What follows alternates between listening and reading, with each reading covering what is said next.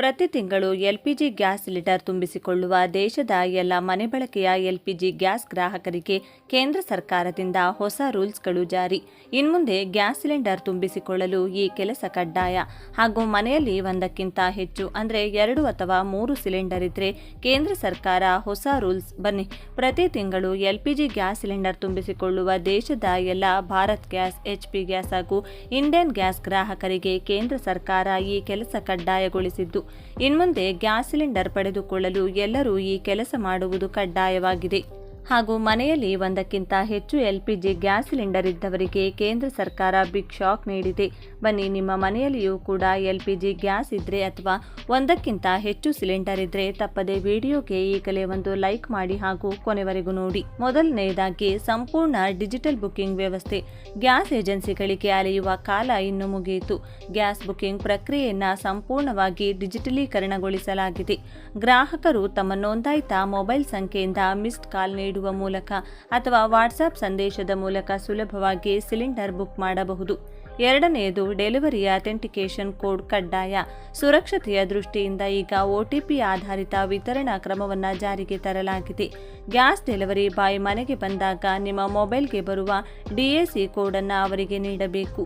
ಈ ಕೋಡ್ ನೀಡಿದ ನಂತರವಷ್ಟೇ ಸಿಲಿಂಡರ್ ಹಸ್ತಾಂತರಿಸಲಾಗುತ್ತದೆ.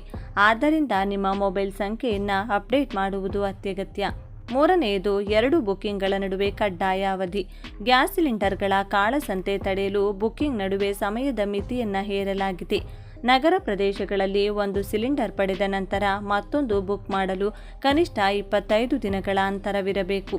ಗ್ರಾಮೀಣ ಪ್ರದೇಶಗಳಲ್ಲಿ ಈ ಅವಧಿಯನ್ನು 45 ದಿನಗಳಿಗೆ ನಿಗದಿಪಡಿಸಲಾಗಿದೆ. ನಾಲ್ಕನೆಯದು, LPG ಮತ್ತು PNG ಎರಡೂ ಬಳಸುವಂತಿಲ್ಲ. ಒಂದೇ ಮನೆಯಲ್ಲಿ ಪೈಪ್ಡ್ ಗ್ಯಾಸ್ ಮತ್ತು LPG ಸಿಲಿಂಡರ್ ಎರಡನ್ನೂ ಒಟ್ಟಿಗೆ ಬಳಸಲು ಅವಕಾಶವಿಲ್ಲ.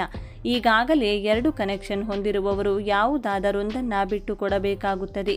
ಇಲ್ಲದಿದ್ದರೆ ಸರ್ಕಾರವೇ ಕನೆಕ್ಷನ್ ರದ್ದುಗೊಳಿಸುವ ಸಾಧ್ಯತೆ ಇದೆ. ಐದನೆಯದು, EKYC ಕಡ್ಡಾಯ. ಗ್ಯಾಸ್ ಗ್ರಾಹಕರು ತಮ್ಮ ಆಧಾರ್ ಕಾರ್ಡ್ ಅಥವಾ ಬಯೋಮೆಟ್ರಿಕ್ ವಿವರಗಳೊಂದಿಗೆ EKYC ಪ್ರಕ್ರಿಯೆಯನ್ನು ಪೂರ್ಣಗೊಳಿಸುವುದು ಕಡ್ಡಾಯ. ಇದನ್ನು ಮಾಡದಿದ್ದರೆ ಗ್ಯಾಸ್ ಬುಕಿಂಗ್ ಮಾಡಲು ಸಾಧ್ಯವಾಗುವುದಿಲ್ಲ ಮತ್ತು ನಿಮ್ಮ ಸಬ್ಸಿಡಿ ಹಣ ಕೂಡ ಸ್ಥಗಿತಗೊಳ್ಳಲಿದೆ. ಸೂಚನೆ: ಈ ಹೊಸ ನಿಯಮಗಳು ಗ್ಯಾಸ್ ವಿತರಣಾ ವ್ಯವಸ್ಥೆಯಲ್ಲಿ ಪಾರದರ್ಶಕತೆ ತರಲು ಮತ್ತು ಅರ್ಹ ಫಲಾನುಭವಿಗಳಿಗೆ ಸಕಾಲದಲ್ಲಿ ಸಿಲಿಂಡರ್ ತಲುಪುವಂತೆ ಮಾಡಲು ಸಹಕಾರಿಯಾಗಲಿವೆ ಎಂದು ಅಧಿಕಾರಿಗಳು ತಿಳಿಸಿದ್ದಾರೆ. ತೊಂದರೆ ತಪ್ಪಿಸಲು ತಕ್ಷಣವೇ EKYC ಮತ್ತು ಮೊಬೈಲ್ ಸಂಖ್ಯೆ ಅಪ್ಡೇಟ್ ಮಾಡಿಕೊಳ್ಳಿ. ಒಂದೇ ಮನೆಯಲ್ಲಿ LPG ಮತ್ತು PNG ಇರುವಂತಿಲ್ಲ. ಇಂಧನ ಬಿಕ್ಕಟ್ಟಿನ ಹಿನ್ನೆಲೆಯಲ್ಲಿ ಸರ್ಕಾರವು ಒಂದೇ ಮನೆಯಲ್ಲಿ LPG ಮತ್ತು PNG ಎರಡೂ ಸಂಪರ್ಕಗಳನ್ನು ಹೊಂದುವುದನ್ನು ನಿಷೇಧಿಸಿದೆ.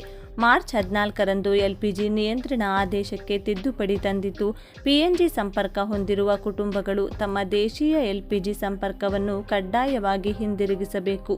ಅಂತಹ ಗ್ರಾಹಕರಿಗೆ ಇನ್ಮುಂದೆ ರೀಫಿಲ್ ಅಥವಾ ಹೊಸ ಸಂಪರ್ಕಗಳನ್ನು ನೀಡದಂತೆ ತೈಲ ಕಂಪನಿಗಳಿಗೆ ಸೂಚಿಸಲಾಗಿದೆ. ಈಗಾಗಲೇ 43,000ಕ್ಕೂ ಹೆಚ್ಚು ಮಂದಿ ತಮ್ಮ LPG ಸಂಪರ್ಕವನ್ನು ಹಿಂದಿರುಗಿಸಿದ್ದಾರೆ. ಬುಕಿಂಗ್ ಮತ್ತು ವಿತರಣೆಗೆ ಕಠಿಣ ನಿಯಮ. ಇಂಡಿಯನ್ ಭಾರತ್ ಗ್ಯಾಸ್ ಮತ್ತು HP ಗ್ಯಾಸ್ ಗ್ರಾಹಕರು ಇಂದಿನಿಂದ ಹೊಸ ಬುಕಿಂಗ್ ನಿಯಮಗಳನ್ನು ಪಾಲಿಸಬೇಕಿದೆ. ನಗರ ಪ್ರದೇಶಗಳಲ್ಲಿ ಒಂದು ಸಿಲಿಂಡರ್ ಬುಕ್ ಮಾಡಿದ 25 ದಿನಗಳ ನಂತರವಷ್ಟೇ ಮುಂದಿನ ಸಿಲಿಂಡರ್ ಬುಕ್ ಮಾಡಲು ಅವಕಾಶವಿದೆ. ಗ್ರಾಮೀಣ ಭಾಗದಲ್ಲಿ ಈ ಅಂತರ 45 ದಿನಗಳವರೆಗೆ ಇರಲಿದೆ. OTP ನೀಡುವುದು ಕಡ್ಡಾಯ.